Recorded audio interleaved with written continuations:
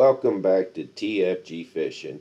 Hey, this is a creek channel that I did my map study and my pre-fish in, and chose this spot, as you can see in these areas here outlined in yellow, areas that I specifically targeted inside this creek here. Um, there are other things in this creek that I've found. And this, as you can see in the green, that ditch goes into the back of this creek channel, and in the areas of reds is where I've really targeted. You can see, I started midway back into this creek here, and then picture my side imaging when I did a little bit of driving around to select this area. You can see the rock bank on the left here, and then out on the other side there, you can see a big brush pile, actually a tree. It's in pretty shallow water, less than 10 foot, as you can see there, but holding fish there. So, really went in here to see if I can get some active fish to come up and take a look at my bait and kind of give me an indication of, what depth of water they came from, what retrieve speed they want. Um, you know, Throwing on these laydowns here, as you can see in front of me. Um, I didn't think that they were or had moved up into the shallow, but I threw at those laydowns there, and here I'm moving a little bit further in the back of the creek. I will go back a little bit further, at least casting distance away, because the water is so clear on Smith Mountain Lake here, and didn't want to spook any fish that might be moving up or have moved up, and the buck bass are starting to scrape and make the beds for the females to move up. So, you'll see it as I move back in there. I don't go all the way in the back of it, within a casting distance.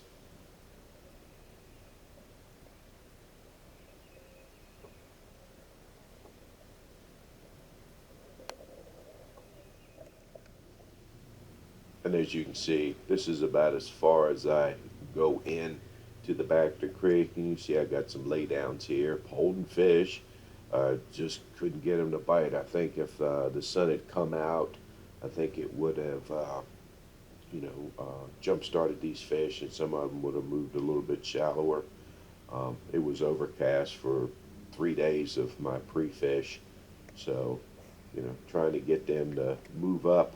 I think the sunshine would have helped, and also warm up that back part of this cove here in the back.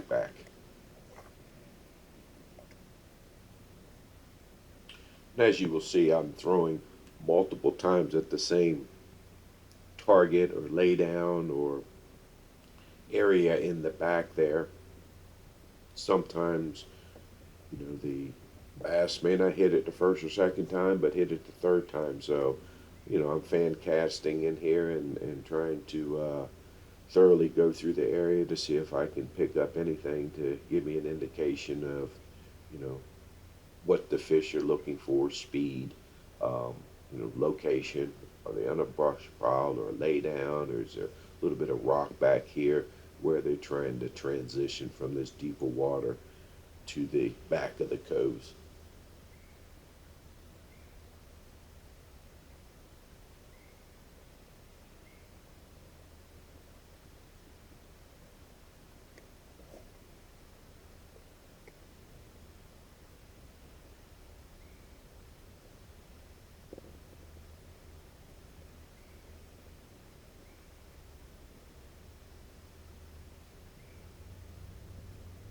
As you can see, I'm not on the trolling motor, not on spot lock, just sitting there, um, being as quiet as possible, letting everything settle down. If I had spooked or did anything, prior to coming in on the trolling motor, people don't understand that trolling motors, electronics, they do make noise under, and bass do get conditioned to, you know, that noise, and if you can minimize it, then it calms them down and puts them back into their natural state.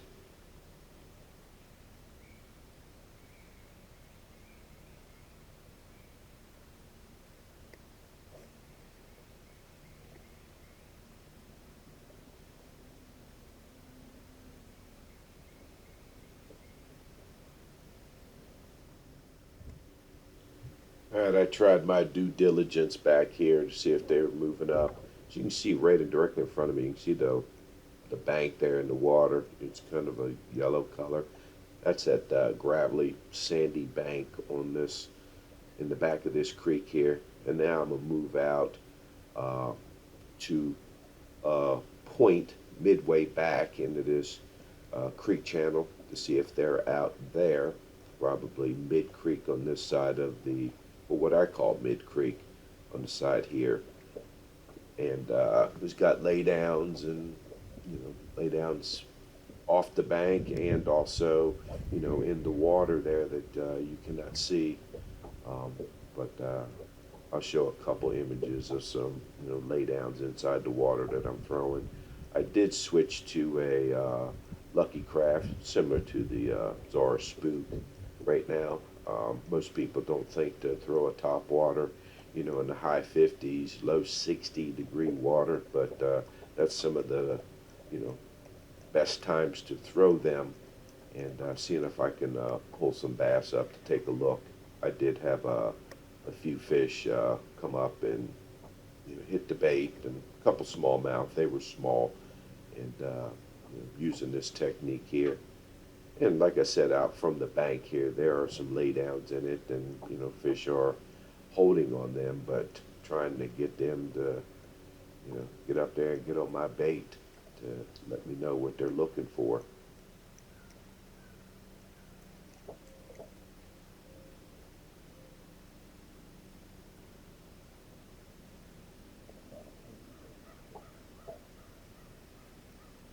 There you go. As you can see, the lay down in their log, and right off to the right of that log where it steps down about a foot, there's some fish holding there. But they're on the bottom. Now, if they were about a foot up off the bottom, would give me another indication that they would be a little bit more active other than just hunkering down. And I think because of the weather has pulled them out. But still, I go through my process and trying to get the active fish, and it's not just there on that lay down.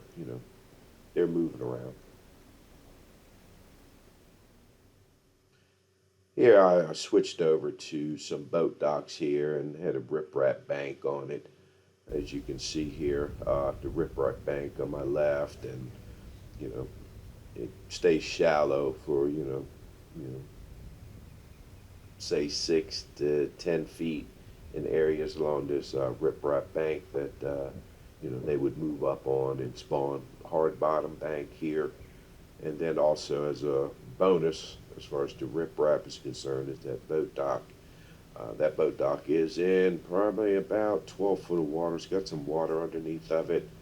I'm just trying to stay off and throw in the back of this pocket here and running alongside that boat dock, and also that riprap bank here.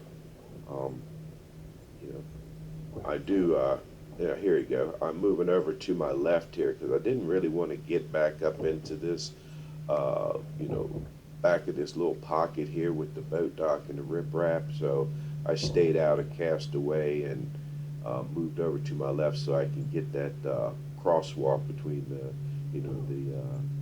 land and the dock there, and hit those back corners there, just at a different angle and pulling across from the deeper water over to that point of the riprap directly in front of me. So, just trying different angles and trying different retrieves, and let my bait sink a little bit before I start cranking it, burning it.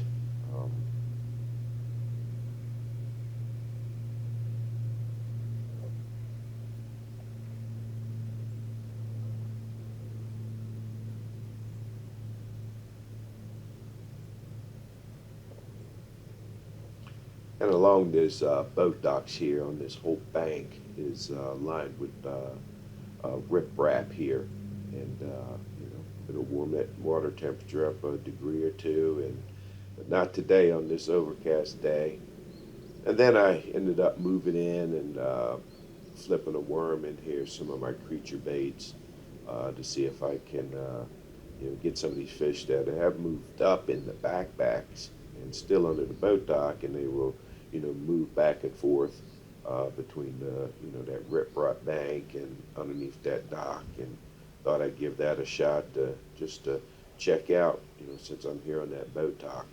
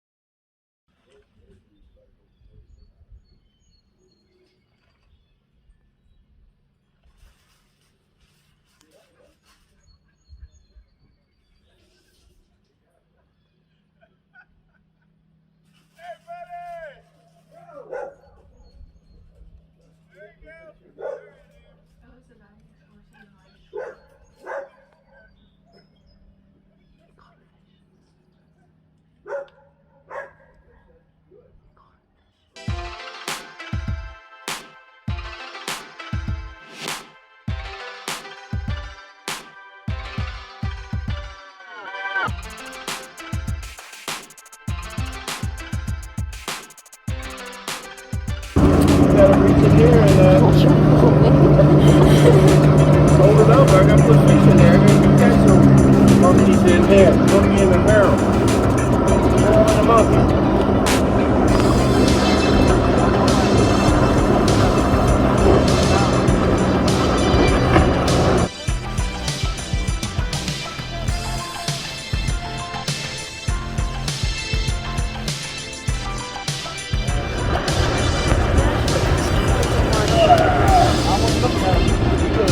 I know you are. Front of the corner.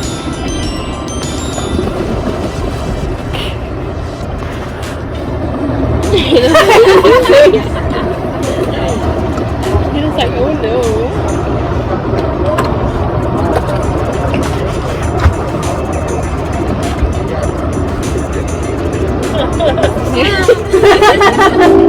Going in the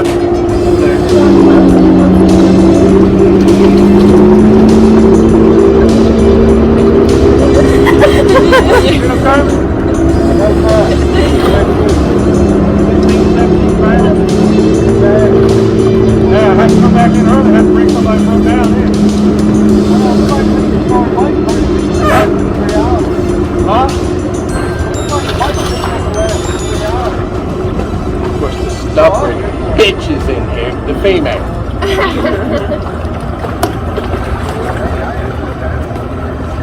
They're gonna make babies.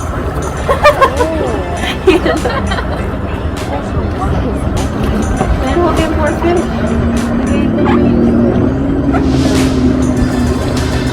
Yeah, all smallmouth. Look at it. Look at it.